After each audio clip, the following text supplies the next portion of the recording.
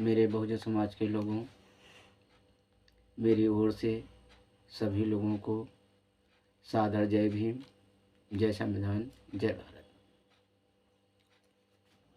बहुजन समाज के लोगों से मेरी ओर से अपील और अनुरोध है कि अभी वक्त है, जाग जाओ, जिंदा लाश बनकर मत जियो, क्योंकि राम राज्य लाने वाले लोगों ने संविधान को दरकिनार करते हुए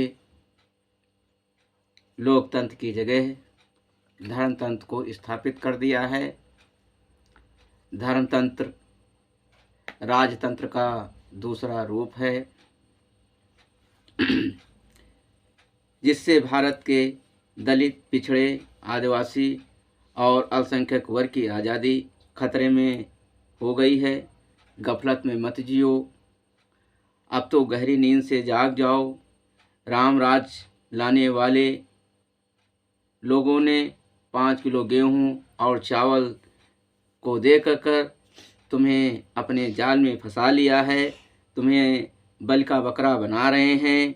धर्म और पाखंड अंधविश्वास के जाल में फंसकर राम राज्य लाने वालों के पीछे भागते जा रहे हो। क्या तुम्हारे लोगों की सोचने समझने की शक्ति पर ताले पड़ गए हैं? क्या तुम्हारे लोगों के दिमाग में काम करना बंद कर दिया है, जो अंधों की भांत राम राज लाने वालों के पीछे लगातार भागे जा रहे हो? बड़े शर्म की बात है कि जिस राम राज लाने वाले के पीछे भागे जा रहे हो, उन राम राज्य वालों ने तुम्हारे पूर्वजों को पशुओं की भांति गुलाम बनकर रखा था, जिसमें ना तो पढ़ने लिखने की आज़ादी थी, ना तो संपत्ति रखने की आज़ादी थी, ना तो व्यवसाय करने की आज़ादी थी, ना तो आम रास्ते पर चलने की आज़ादी थी, ना तो उन कुओं और तालाबों में पानी पीने की आज़ादी थी, जिसमें कुत्ते और बिल्ली तो पानी पी सकते थे, लेकिन आपके वर्ग के लोग पानी नहीं पी सकते थे।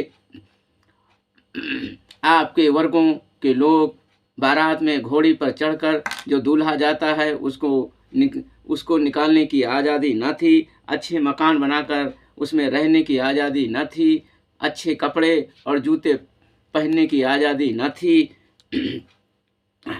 आज़ादी की तो बात करें तो अछूत वर्ग के लोगों को आम रास्ते पर चलने के लिए उनके सिर के आगे हांडी और पीछे झाड़ू बांध दी गई थी।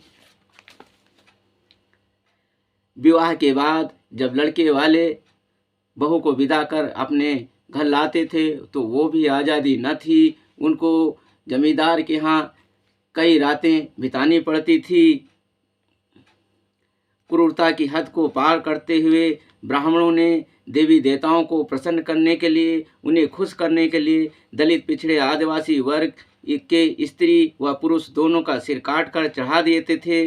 जहां लड़कियों के पैदा होते हुए उनके तालू में अफीम लगाकर मार दिया जाता हो, जहां आलीशान भवन एवं पुल निर्माण कर शूद्र वर्ग के लोगों को जिंदा चुनवा दिया जाता हो, जहां शूद्र वर्ग के प्रथम पुत्र को ढोंग और पाखंड के नाम से गंगा नदी में फेंकवा दिया जाता हो, क्योंकि पहला बच्चा हष्टपुष्ट होता है, जिन ब्राह्मणों से लड़ ना पाए। जहां शूद्र वर्ग के लोग ब्राह्मणों के धर्म जाल में फंसकर अपनी लड़कियों को मंदिर में सेवा करने के लिए दान में देते थे, और पुजारी वर्ग यानी ब्राह्मण वर्ग के लोग इनका शारीरिक शोषण करते थे, और जो इनसे बच्चा पैदा होता था उसे हरिजन का नाम देकर फेंक दिया जाता था। जहाँ पर मनुस्मृति के आधार पर ब्राह्मणों द्वारा चाहे जो अपराध किया जाए उस पर किसी एक प्रकार की सजा का प्रावधान न हो।